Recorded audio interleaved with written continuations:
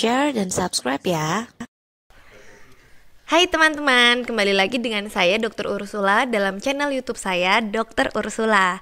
Pada kesempatan hari ini saya mau membahas, mumpung bulan September, kita mau membahas tentang Hari Pencegahan Bunuh Diri Sedunia. Pikiran, niat, atau keinginan untuk bunuh diri itu merupakan permasalahan yang bukan hanya dibawa oleh orang itu sendiri. Keinginan bunuh diri itu memiliki penyebab yang multidimensi biopsikososial. Jadi orang itu memiliki suatu permasalahan. Tuh, biologis itu adalah tubuhnya, psikologis itu adalah psikisnya, dan sosial itu berarti adalah dengan lingkungan sekitar. Dan bukan semata-mata dari lemahnya keimanan seseorang. Depresi itu adalah gangguan jiwa yang paling sering ditemukan pada seseorang yang memiliki keinginan untuk bunuh diri. Orang yang bunuh diri itu 50%-nya memiliki gangguan depresi mayor. Ingat, depresi itu bisa dicegah, depresi itu bisa disembuhkan. Sebelum akhirnya mengakhiri hidupnya, maka peran dari lingkungan sosial itu penting. Bunuh diri, kenali tandanya, cegah akibatnya. Awalnya itu kenapa sih ada Hari Pencegahan Bunuh Diri Sedunia setiap tanggal 10 September? Semua yang sehat dan waras ini itu peduli dengan adanya bunuh diri ini gitu. Karena ternyata menurut data WHO, hampir 800.000 orang itu meninggal setiap tahunnya karena bunuh diri. Dan itu artinya sama dengan satu orang meninggal setiap 40 detik karena suicide atau bunuh diri. Rate orang itu adalah 11,4 orang per 100.000 orang di dunia. Jadi setiap 100.000 orang itu ada 11 yang meninggal karena bunuh diri. Uniknya, meskipun yang banyak depresi itu adalah perempuan, tapi bunuh diri itu kebanyakan adalah laki-laki. Kenapa? Karena laki-laki itu lebih nekat. Jadi teknik bunuh dirinya juga lebih ekstrim dan akhirnya angka keberhasilannya itu tinggi. Jadi misalnya langsung turun dari gedung atau tower, dia berani manjat tinggi dulu, kemudian menjatuhkan diri, ya pasti mati dong. Kalau wanita itu banyak ragunya, misalnya motong arteri di sini kan, ternyata ngek-ngok gagal. Jadi tryingnya itu banyak tapi keberhasilannya itu sedikit. Maka secara statistik justru laki-laki itu lebih banyak yang meninggalnya berhasil dari bunuh diri itu. Usia yang berpotensi untuk bunuh diri itu adalah usia 15 sampai 24 tahun. Jadi memang usia produktif sebetulnya. Dan bunuh diri di Eropa itu menjadi penyebab utama kematian pada remaja perempuan di Eropa. Keinginan bunuh diri ini bisa dikenali dan bukan muncul tiba-tiba loh ya. Pasti ada sebab dan prosesnya. Keinginan bunuh diri, jadi bunuh diri itu nggak serta-merta kan, pasti ada keinginannya dulu. Nah, ketika ada keinginan bunuh diri itu sebetulnya adalah sinyal orang crying for help. Jadi dia ingin meminta tolong, begging, please listening for me gitu. Tapi memang mungkin orang menyepelekan atau bahkan tidak ada yang meluangkan waktu. Peran lingkungan sangat penting sekali.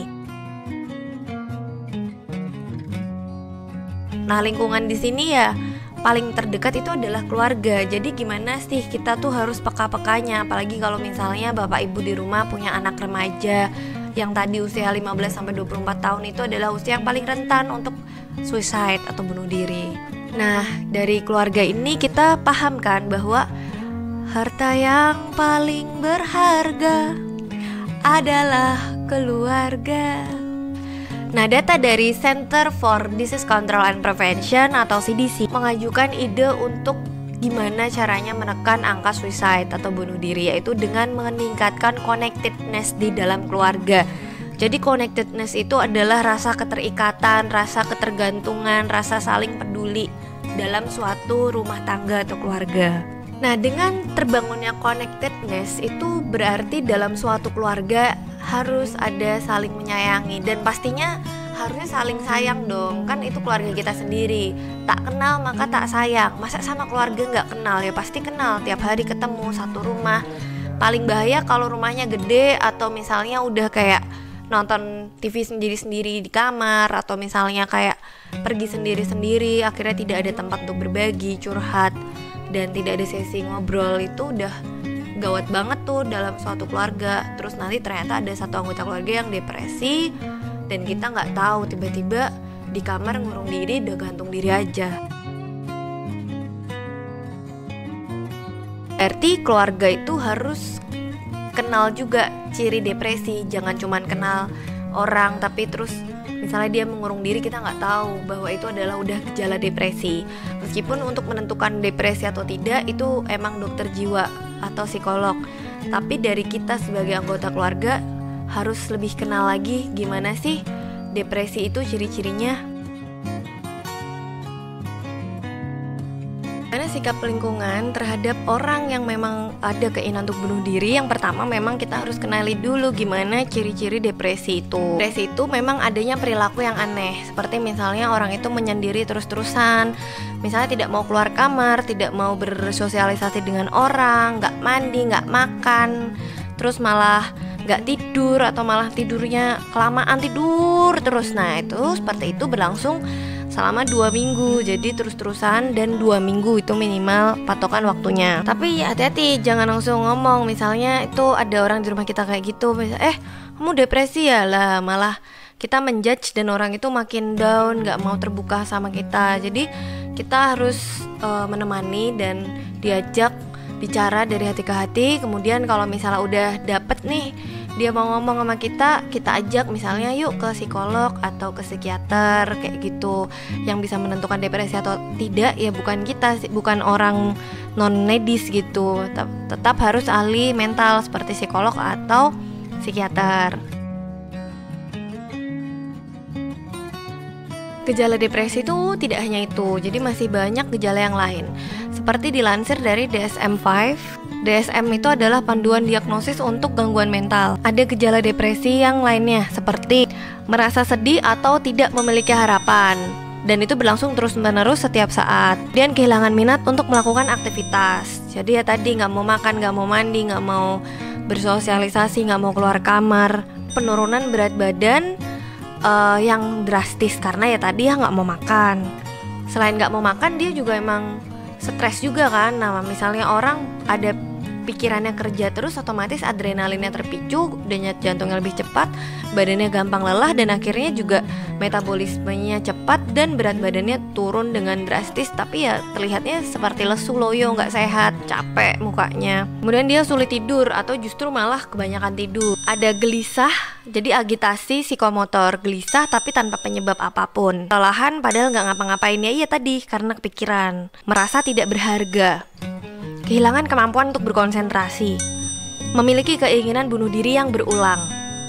Jika ada 5 gejala dari yang tadi sudah saya sebutkan, nah itu memang betul-betul sudah mengarah ke arah depresi. Segera bawa anggota keluarga atau teman kita yang kita tahu ke psikolog atau psikiater terdekat. Ada tanda-tanda yang memang perlu diwaspadai lebih berat lagi, misalnya tidak ada harapan atau keinginan untuk hidup, mengancam atau menulis ingin bunuh diri, akan menyakiti diri, merasa jadi beban bagi orang lain, merasa sendirian atau terus terisolasi, sedih terus-menerus, perubahan mood yang drastis. Nah, ini perlu diwaspadai.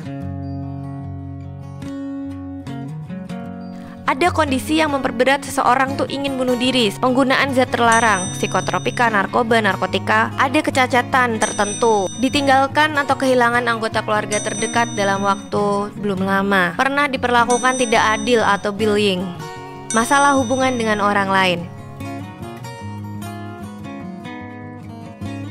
Apabila kita tahu ada orang yang memang membutuhkan pertolongan, pertama, jangan menasehati bahwa jauh dari Tuhan atau kurang ibadahnya, karena depresi atau keinginan bunuh diri itu sama sekali tidak ada hubungannya dengan agama apapun. Diajak baik-baik untuk bertemu orang yang ahlinya, yaitu psikolog atau psikiater. Dengarkan baik-baik permasalahannya, luangkan waktu untuk itu. Pedulian kita dengan meluangkan waktu kita, dengan kita tahu gimana ciri orang depresi dan gimana sih orang yang crying for helping untuk bunuh diri, maka kita sudah menyelamatkan satu nyawa untuk mencegah adanya kejadian bunuh diri. Saya Dr. Ursula, terima kasih telah menyimak YouTube channel ini. Dan untuk teman-teman yang merasa bahwa info ini bermanfaat, silahkan bantu untuk share, subscribe, jangan lupa juga like video ini. Apabila ada pertanyaan seputar kesehatan, bisa langsung aja tanya di kolom komentar. Kira-kira mau bahas apa untuk selanjutnya? Terima kasih.